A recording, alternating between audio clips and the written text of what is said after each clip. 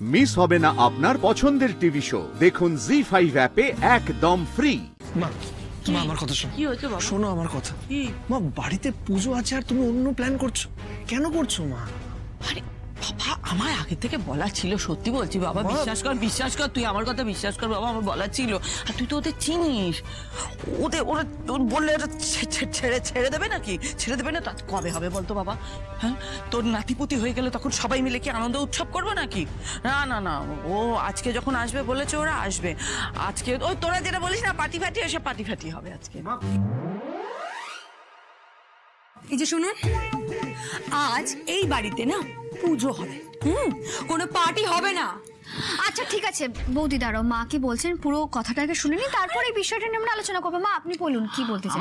আমি তো বলেই দিয়েছি। দেখো, পুজোতে এই বাড়িতে কারুর আত্মীয় স্বজন যদি আসে, তাতে যদি কারুর কোনো অসুবিধা না থাকে, তাহলে আমারও আত্মীয় স্বজন এলে কারুর অসুবিধা হওয়ার কথা নয়। মা একটু বোঝার চেষ্টা করো। দেখো এটা করা ঠিক হবে না। বাড়িতে পুজো আছে, একটা আনন্দে আমরা সবাই মিলে সামিল হবে, এটাই তো ভালো লাগে। বাবা আমার বলা আছে, আমি কি করে না করবো? আমার মাথা নিচু হয়ে যাবে। না মা আপনাকে না করতে হবে না। আমি বলি কি রাজ, মা যখন একবার কথা দিয়ে ফেলেছেন তখন ওনারা আসুক না। মানে আমি আমার পুজো বন্ধ করতে পারবো না? বাহ শ্রী বাহ, এখন নিজের শ্বশুর বাড়ির লোকের জন্য তুমি এই বাড়িতে পুজো না করিয়ে পার্টি করাবে? তোমার লজ্জা করছে না? এক মিনিট বৌদি, আমি কিন্তু একবারও বলিনি যে পুজো হবে না। আমি বলতে চাইছি এই বাড়িতে যেমন পুজোও হবে তেমন পার্টিও হবে।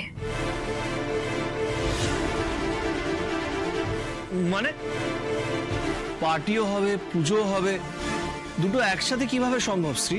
রাজ আমি বলছি কি, নিচে যেমন পুজোর আয়োজন হচ্ছে তেমন হোক না, আর ওপরে মানে ছাদে মা ওনাদের জন্য খাওয়া দাওয়ার ব্যবস্থা করবেন, তাহলে সব সমস্যা মিটে গেল। এটা কিছুতেই সম্ভব না। ওনার কোন ক্লাসলেস বন্ধু বান্ধব এখানে আসবে, তারা কি করবে না করবে সেগুলো আমাদের সহ্য করতে হবে, এটা পসিবল নয়। বৌদি সব কি আমি তোমাকে কতবার বলেছি বৌদি, আমার শ্বশুর বাড়ির আত্মীয় মানে তারা আমারও আত্মীয়।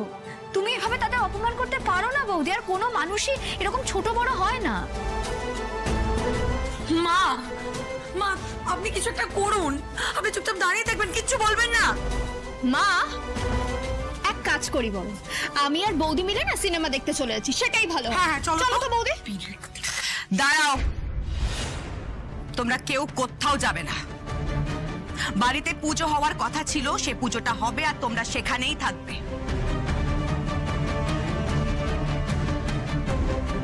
এর বাইরে ছাদে কে কি করছে সেটা আমাদের দেখার বিষয় নয়, আমরা সেখানে ঢুকবো না, কেমন?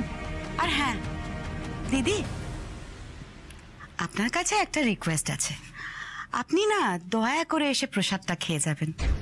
হ্যাঁ মা প্লিজ, একবারের জন্য অন্তত পুজোতে এসো কিন্তু। হ্যাঁ বাবা, আসবো তো বটেই।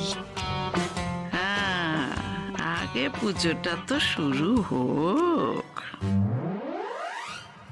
শুনুন না মা, আমি যেমন আমার মাকে পুজোতে সাহায্য করব, ঠিক তেমনই আপনাকেও আপনার ছাদের অনুষ্ঠানে সাহায্য করব।